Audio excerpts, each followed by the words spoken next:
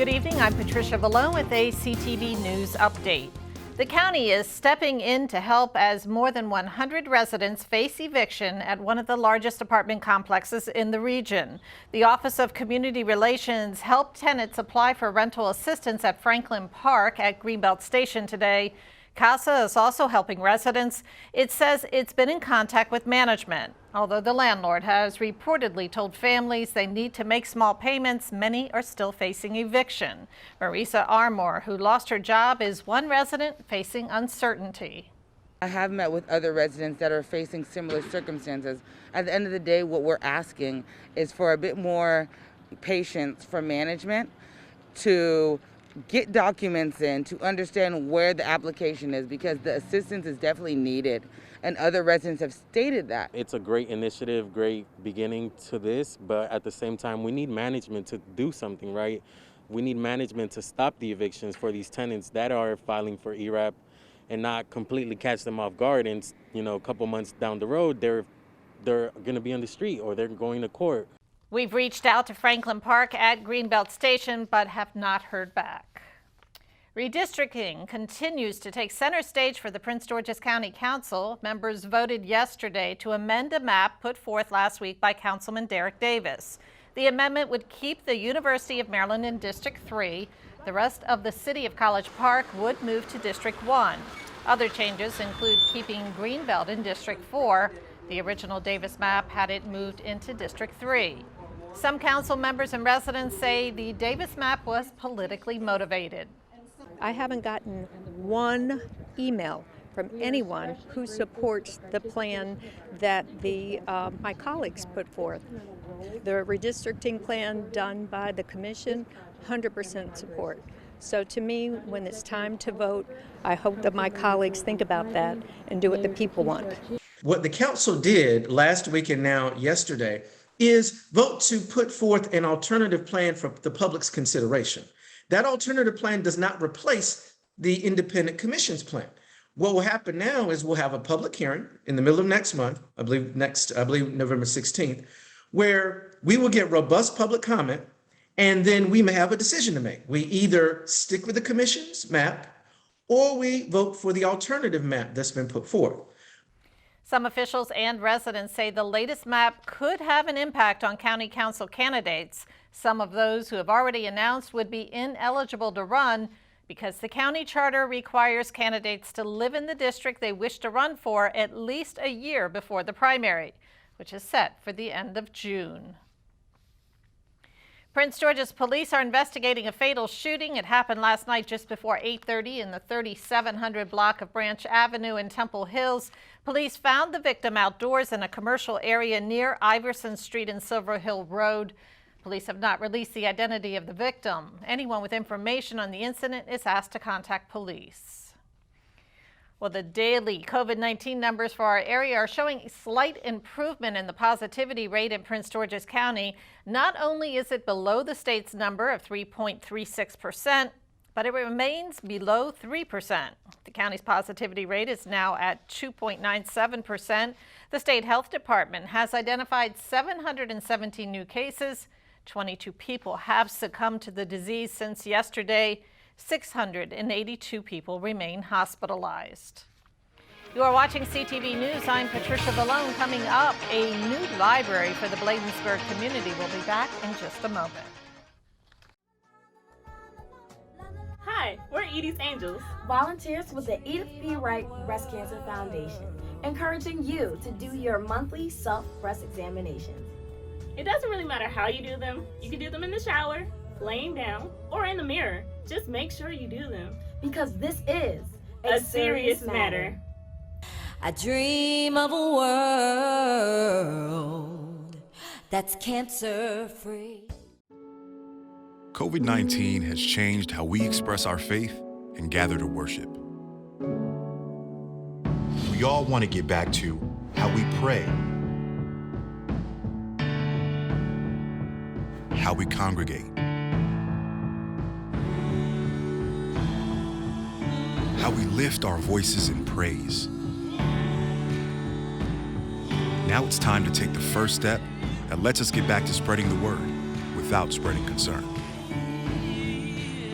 before we can safely come together, we need the facts. As COVID-19 vaccines become available, you may have questions. Should I get it? Is it safe? Should I wait? It's okay to have questions. Now get the facts. Learn more at getvaccineanswers.org so you can make an informed decision when vaccines are available to you. Why is ambition respected in men and criticized in women? We may think ambition in women is a good thing, but because of a lifetime of cultural stereotypes, we react negatively. That's unconscious bias. But can unconscious bias really limit women's success? Well, when asked to draw a leader, the vast majority of people, both men and women, draw a man. When we imagine positions of power, we erase women from the picture. Today, only 5% of CEOs are women. It's time to challenge cultural stereotypes and outmoded mindsets. The world is a better place when we support one another's ambitions, whatever they may be. Together, let's question the biases that hold people back. Voice our ambition proudly, without apology. Model ambition for our sons and daughters. Our ambition is to challenge double standards to help achieve women's equality. What's yours? I'm Mindy Kaling, and I embrace. Thanks for staying with us. Well, there is a new library coming to Blatensburg after 45 years. County library officials held a groundbreaking ceremony this morning for the new facility. It will feature a larger children's area, 42 computers, and study rooms. Officials say it will be a LEED certified silver building. I think what we're going to see here in Prince George's County is a new vision for what libraries can and should do for communities. So in addition, I wanted to thank our library in Blatensburg is a melting pot. This is where our international residents come together on the weekends or after school with their children. It's where moms such as myself bring their children on a weekly basis to really foster that desire of learning, creativity, and reading. The library is slated to open next year. Prince George's police need your help cracking a cold case from 7 years ago. The case involves the murder of 3 people. The victims are Ortiz Ola, Weldon Mason, and Stacy White.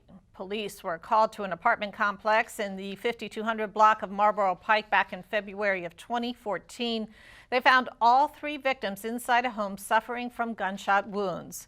Weldon Mason's mother spoke with police recently about her son's unsolved murder.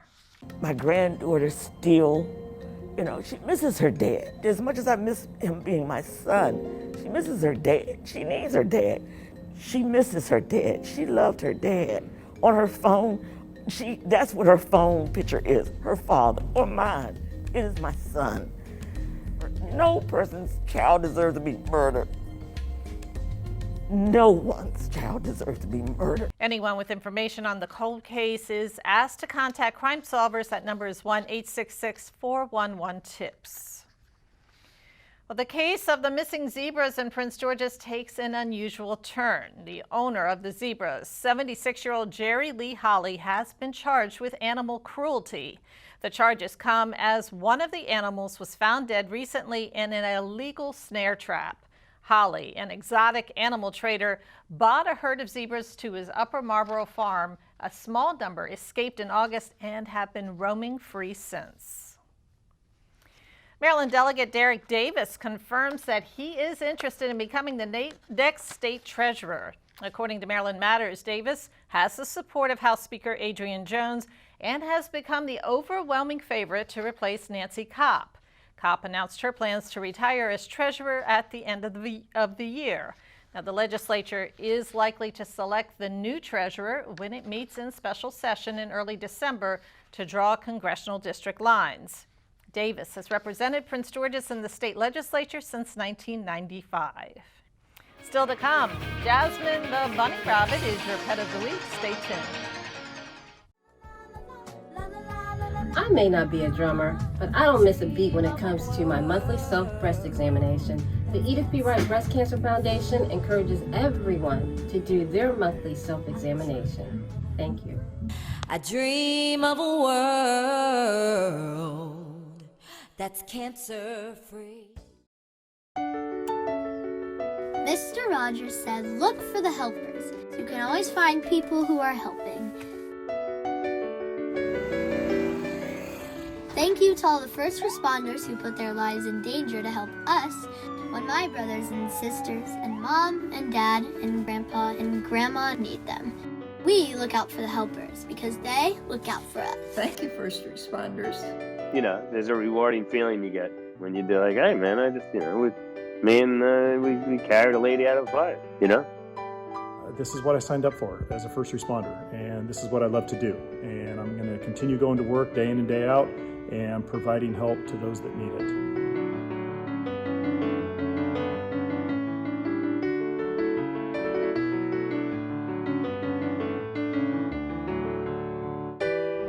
Thank you, first responders. Thank you, first responders. We need you. We wanted to let you know how much we appreciate you.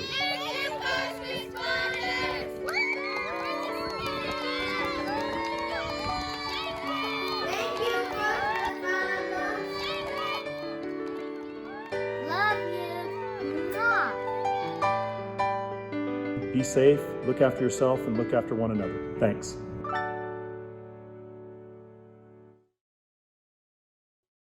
Welcome back. Well, Maryland and the District of Columbia have some of the highest Medicare prescription drug prices in the country and the highest on the East Coast. The study by Medicare Guide says the average recipient lays out more than $7,500 annually for prescription drugs. The analysis looked at 13 measures categorized by cost, access, and quality. Maine is the winner for cheapest cost, and Tennessee is the priciest state. Time and time again, police are telling us don't leave your cars unlocked, running, and unattended. One man learned this lesson the hard way. Police are sharing this video tonight to remind motorists to be cautious. It only took 10 seconds for thieves to check to see if this silver Audi was unlocked. The suspects jumped into the car and drove away before the owner could stop them. So far, there have been 577 jump-in car thefts in the county this year. Remember to always lock your car doors and remove any valuables inside. Well, a furry little friend is looking for her forever home. Meet Jasmine, an adorable rabbit. The soft and fluffy animal is about 5 months old. Animal management says she needs a home that has experience caring for rabbits. Jasmine needs a little bit extra than a normal adult rabbit or mature rabbit. She will need her normal rabbit pellets, but instead of Timothy hay for right now, she actually needs a ton of alfalfa hay. It has a lot of nutrients and proteins that she needs to grow. So that needs to be given at all times, along with the pellets. And for more information on Jasmine or any of her furry friends, you can contact Animal Management. That number is 301-780-7201. Now let's get a quick check on your 3-day weather forecast. Tonight, mostly clear with a low around 51. Thursday, sunny with a high near 78. Friday, partly sunny, a low around 71. And Saturday, mostly cloudy, highs are near 66. And now for your community calendar. Come out and celebrate our stars. Prince George's County Public School alumni are hosting the 3rd annual PGCTV Hall of Fame Gala to raise funds for scholarships and student programming. The all-star class of inductees features Phoenix Suns head coach Monty Williams, Emmy Award-winning stylist Zarina Akers, and much more. The event is this Friday, October 22nd at the MGM National Harbor Hotel. For tickets, you can visit the link on your screen. And that is your CTV News Update. I'm Patricia Valone. Have a great night.